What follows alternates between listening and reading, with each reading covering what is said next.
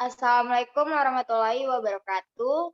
Kami dari kelompok 4 ingin mempresentasikan yang berjudul Klasifikasi Media Pembelajaran. Kelompok 4 yang terdiri dari Aidan Koirul Anwar, Eni Selviani, Husna Robiatul, Sri Novia Ramadhani, Irman Nusirmasi, Warisma Sahirin, Aulia Ramatia, dan saya sendiri selaku moderator Sufi Anissa Muslika. Oke, selanjutnya akan dibacakan materi oleh saudari kita Irma Nursimasi. Waktu dan tempat kami persilahkan.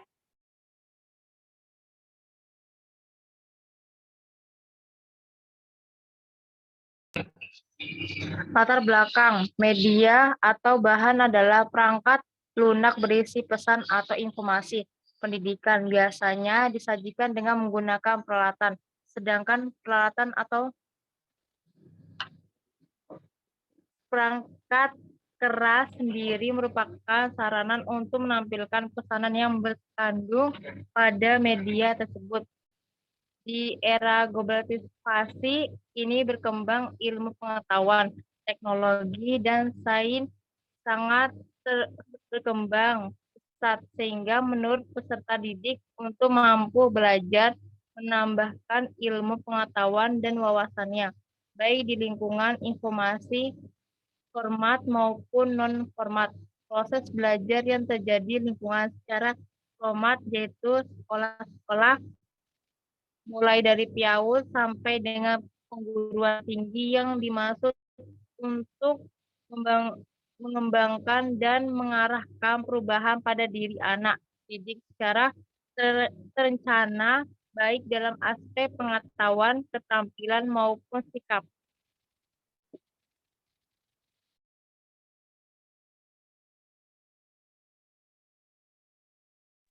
Baik, selanjutnya Eni Selviani. Rumusan masalah. 1. Apa yang dimaksud klasifikasi media pembelajaran? 2. Pembagian klasifikasi media pembelajaran menurut para ahli. Yang ketiga, seperti apakah pengelompokan media pembelajaran? Yang keempat, apa kelebihan dan kekurangan media tersebut? Tujuan penelitian. 1. Untuk mengetahui maksud dari klasifikasi media pembelajaran. Yang kedua, untuk mengetahui dan memahami tentang klasifikasi media pembelajaran menurut para ahli. Untuk yang ketiga, mengetahui pengelompokan media pembelajaran. Yang keempat, untuk mengetahui kelebihan dan kekurangan media.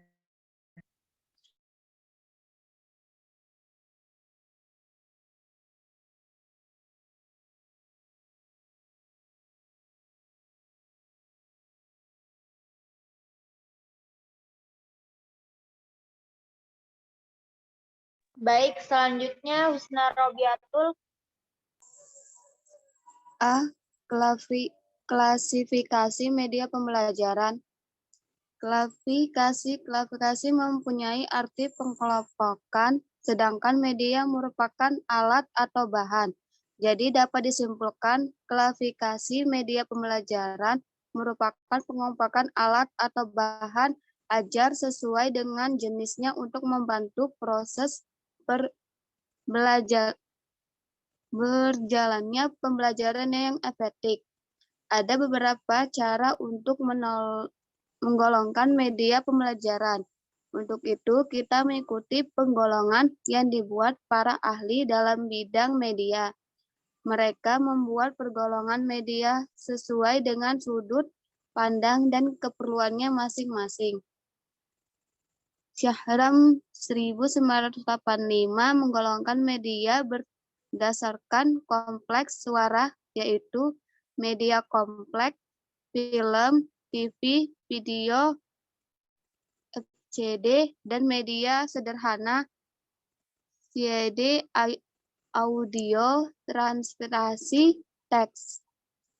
Dari beberapa pengungkapan media yang disusun para ahli, ada 5 kategori media pembelajaran menurut set Setyosari dan Sikabuden 2005 yakin berdasarkan dari ciri fisik, berdasarkan jenis dan tingkat pengalaman yang diperoleh berdasarkan persepsi indera, berdasarkan penggunaannya, dan berdasarkan hierarki pemanfaatnya.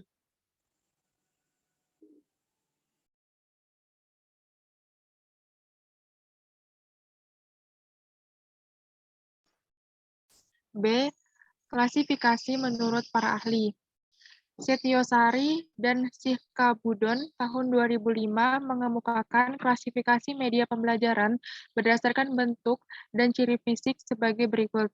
A. Media pembelajaran dua dimensi, yaitu media yang penampilannya tanpa menggunakan media proyeksi, memiliki panjang dan lebar, dan media pembelajaran dua dimensi hanya bisa diamati dari satu arah pandangan saja. Contohnya, peta, gambar bangunan, dan semua jenis media yang hanya dilihat dari sisi datar saja.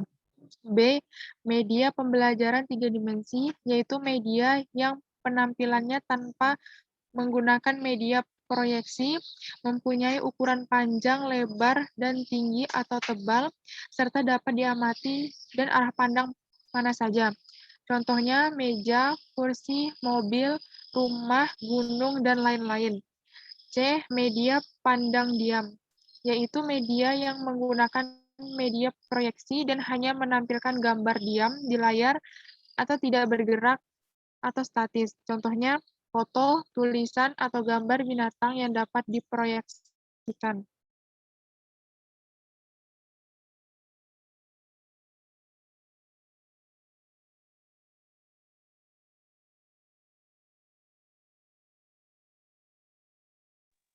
C. Pengelompokan media pembelajaran. Pada dasarnya media yang banyak untuk kegiatan pembelajaran adalah media komunikasi. Oleh karena itu, dalam pembahasan taksonomi ini akan digunakan taksonomi yang dikemukakan oleh Hani dan Ulmer atau 1981. Ada beberapa cara yang dapat digunakan dalam mengklarifikasian ini. Salah satu cara diantaranya ialah dengan menekankan pada teknik yang dipergunakan dalam perbuatan media tersebut. Sebagai contoh, seperti gambar, fotografi, rekaman audio, dan sebagainya. Ada pula yang dilihat dari cara yang dipergunakan untuk mengirimkan pesan. Contoh, ada penyampaian yang disampaikan melalui siaran televisi dan melalui optik yang berbagai bentuk prestasi dan media yang kita terima, membuat kita sadar bahwa kita menerima informasi dalam bentuk tertentu.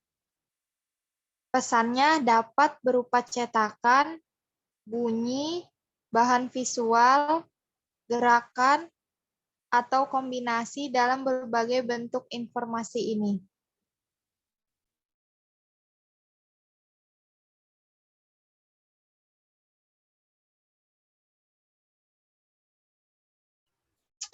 Berdasarkan perkembangan teknologi tersebut, maka media pembelajaran dapat dikelompokkan ke dalam 4 kelompok. Yang pertama yaitu media pembelajaran teknologi cetak, yang kedua media hasil teknologi audiovisual, yang ketiga media hasil teknologi yang berdasarkan komputer, yang keempat media hasil gabungan teknologi.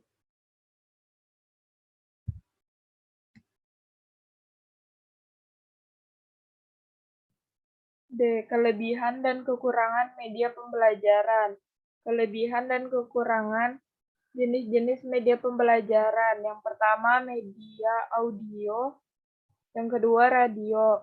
Kelebihannya dapat dapat memusatkan perhatian dan mempertahankan pemusatan perhatian. Yang kedua, harga relatif murah. Ketiga, sifatnya mudah dipindahkan. Keempat, bisa mengatasi masalah waktu jika digunakan bersama-sama. Selanjutnya, dapat mengembangkan daya imajinasi anak, dapat merangsang partisipasi aktif, dapat memusatkan perhatian siswa. Kekurangannya, pertama, sifat komunikasinya satu arah. Yang kedua, biasanya siaran disentralisasikan sehingga guru tidak dapat mengontrol. Ketiga, penjadwalan pembelajaran dan siaran sering menimbulkan masalah.